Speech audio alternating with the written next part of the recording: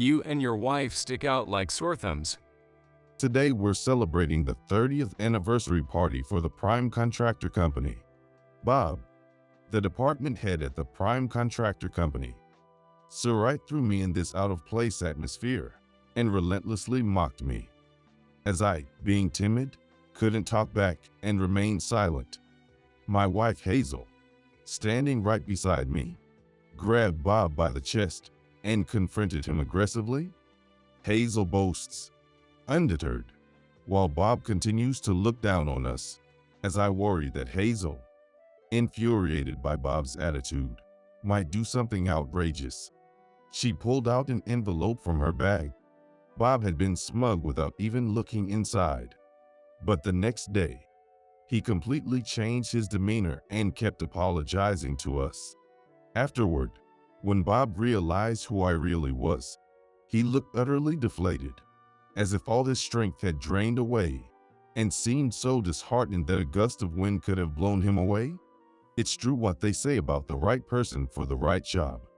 I realized that things can change significantly depending on one's position. My name is Ray Charles, though ironically, despite my name suggesting sunlight, I've always preferred a role behind the scenes. At 48, I find myself in a position far from that world, running a company, having married Hazel, and since her family owns the business, I ended up joining her family's company. The company I took over as CEO mainly handles interior construction as a subcontractor. Being the head of a family-owned business that's been around for over 50 years was a heavy load to bear, and I felt it was more than I could match. But I stepped up to meet the expectations from my father-in-law. Since becoming CEO, I've been successfully expanding our branches, striving for management that's well-loved as community-focused, and fighting hard every day, having many long-term business relationships, taking over this company that has been in my wife's family since her grandfather. I sometimes felt overwhelmed by the weight of carrying both the family and the company's history. Yet, being trusted by many businesses and playing an essential, behind-the-scenes role has given me a sense of fulfillment and pride in my work. Our main client, a construction company, has a large contract volume and a strong relationship with us. Since the early days of the construction company's inception, they've been using our services as a subcontractor, fostering a comrades-in-arms relationship where we've been helping each other out. That's a well-known big corporation with numerous companies under its umbrella, expanding its business not only statewide but also venturing beyond state borders. The company name, often heard in TV commercials, is well known, and I doubt there is a local who hasn't heard of it. I've heard that Mr. Norman Rockwell, who was a division head at our headquarters, had a long friendship with my wife's grandfather, the founder, and they were close friends. Now, with Norman retiring, a younger employee from within has been promoted to take over. His name is Bob Brown. At 38, he's skilled enough to be a division head at a major construction company. At first, I thought he must be competent and came with high expectations. Ray, I'll be in charge from now on. So let's keep up the good work, okay? I felt uneasy about Bob's overly casual approach. But since he was the manager of a long-standing business partner, I suppressed my feelings and didn't object. However, that might have been a mistake. Bob's attitude became increasingly arrogant, and before I knew it, he started talking down to me, giving orders. Hey Ray, about that estimate from the other day, that just won't do. We've been working together for a long time, right? So you get it, don't you? His attitude of pushing unreasonable demands and easily dismissing our requests was infuriating. With Norman gone, I had no one to consult, and I could only offer small resistance without upsetting Bob too much. Huh? Who do you think you're talking to? Don't get cocky. We're using your company as a subcontractor. Remember that. I was disgusted by Bob's arrogant attitude of looking down on subcontractors just because he's the prime contractor, and I found myself wanting to cut ties and start fresh if possible. Then, a major ordering mistake was discovered in a public project undertaken by the prime contractor company, leading to a huge loss for my company. The prime construction company suffered significant damages, but as a subcontractor, my company avoided losses by allocating resources elsewhere. Feeling relieved that we managed to get by, I was then bombarded with an enormous complaint from an infuriated Bob. Hey, what are you going to do about this? We've taken a huge loss on the public project we undertook together. How are you planning to take responsibility? I mean, our company was able to avoid losses through other contracts, so technically, it shouldn't have resulted in a big loss for either of us. That's not what I'm talking about. Upon reviewing the construction estimate again, I noticed Bob's name as the person in charge, and there were revisions made to the amount received for the public project. But there are many inconsistencies in the written details. There were surprising additional budgets scattered throughout, making me suspect embezzlement. Isn't this quite different from the original plan to begin with? There's no way to handle this. Cut it out. This is gonna make me look bad. Your company needs to take responsibility and cover the losses. Bob, raising his voice, blurted out these one-sided demands and hung up abruptly. Fed up with Bob's tyrannical behavior, I reached my breaking point and consulted Hazel. Well, but that company has been a partner since my grandfather's time, and things might return to normal once Bob's gone. With a sigh and a troubled expression, Hazel's words left me sighing too, enduring the situation, thinking it's just for now.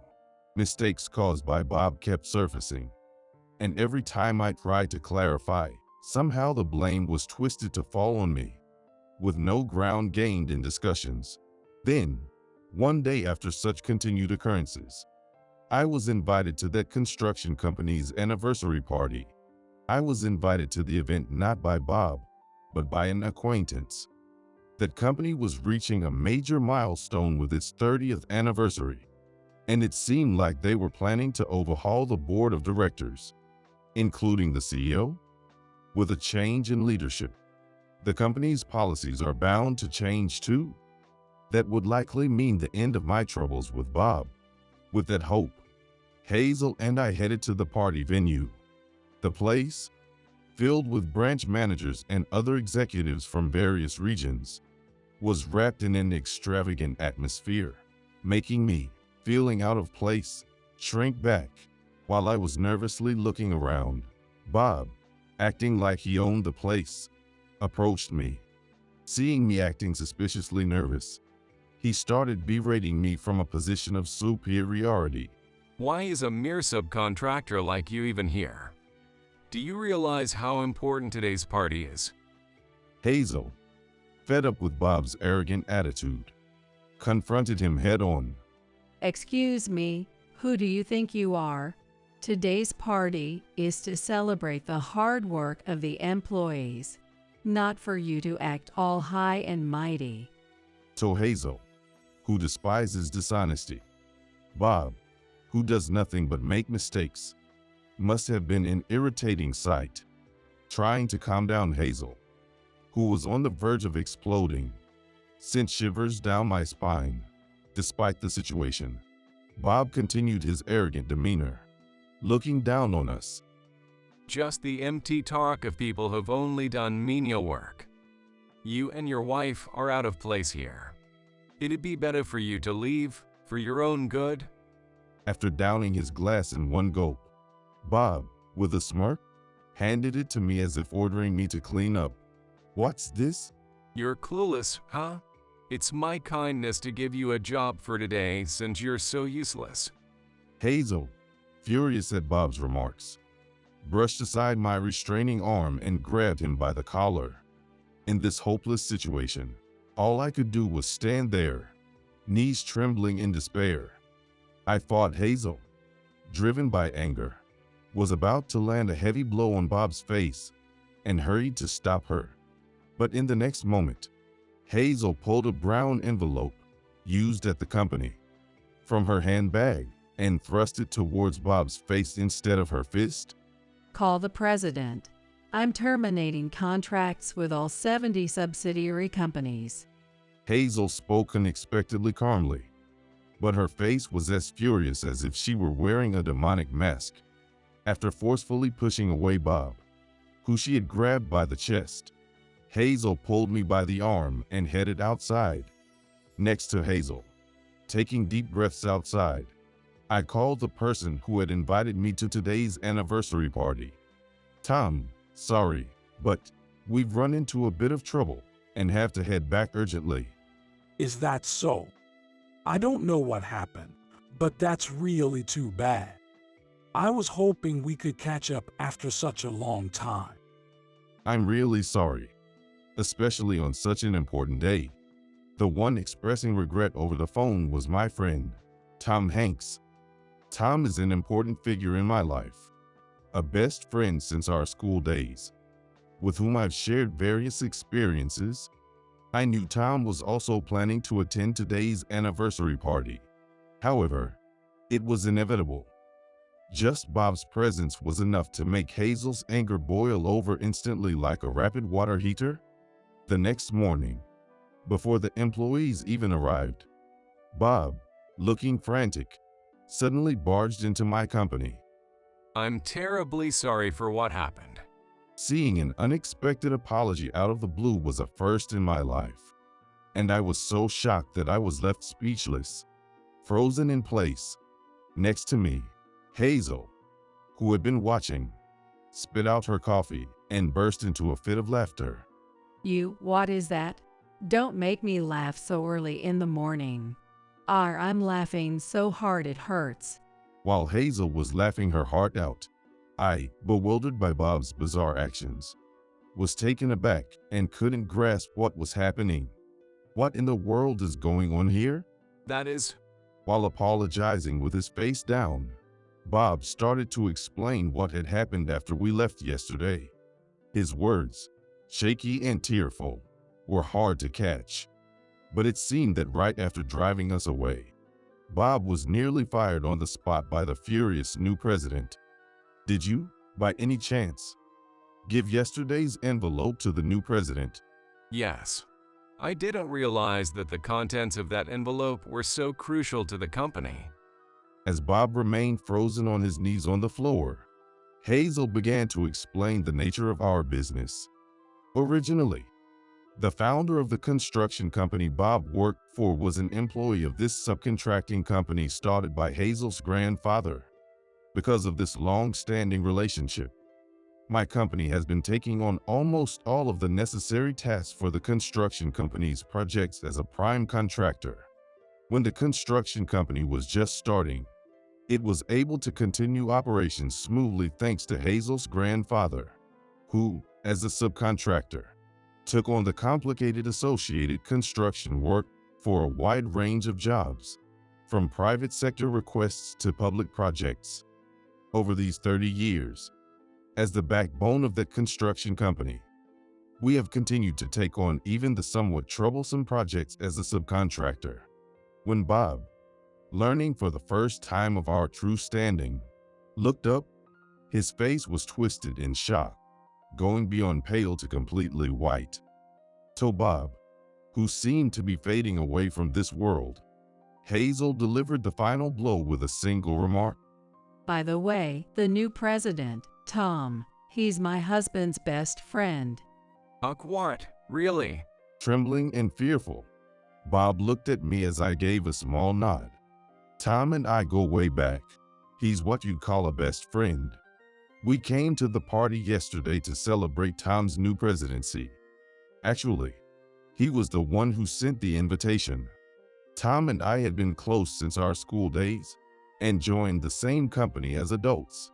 The reason I was able to push myself to excel, competing as rivals with fellow new hires, was because my counterpart was Tom. I still remember those times as fun and meaningful. I never expected that the company Tom chose when he changed jobs through career fair would be this construction company. After I took over Hazel's company, Tom piled up many achievements and, as a result, was promoted to the new president. So Tom, our president, is… Seemingly realizing something, Bob slumped deeply, looking as if his soul had left his body, while Hazel was still ruling with laughter. Bob was sinking into despair like he was about to turn into ashes. Amid this chaos, Tom unexpectedly showed up. He had heard about Bob's meltdown and came over, looking surprised and troubled at the sight of Bob cowering on the floor. With a small sigh, he patted my shoulder and gave a troubled smile. It's been a while. Never thought we'd meet again under these circumstances. Tom. Bob, fearfully turning his face towards Tom, then saw Tom's expression suddenly stiffen, his brows furrowing deeply as he glared sharply at Bob. Trembling with fear, Bob averted his gaze, sitting rigidly on the floor, lost for words. Ray, I'm really sorry about all this. I've heard about what happened. Hazel, too, you've been trouble. Honestly, it was a huge hassle. But well, I got a good laugh out of it this morning, so I guess I'm over it now. Hazel, looking relieved, smiled at Tom. Speaking of which, I heard Bob admires someone. Yes, but I haven't met him yet. It's someone you know very well. I didn't understand what Tom was implying, but it was clear Bob was utterly confused. He's the kind of person who leaves a legend behind during his college years. I can't think of who it might be, though. Tom sighed softly and pointed at me.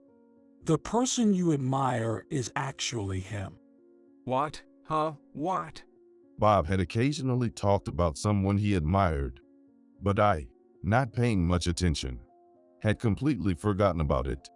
This person had started a business during college, received requests from many companies for sales and corporate strategies, and made astonishing profits.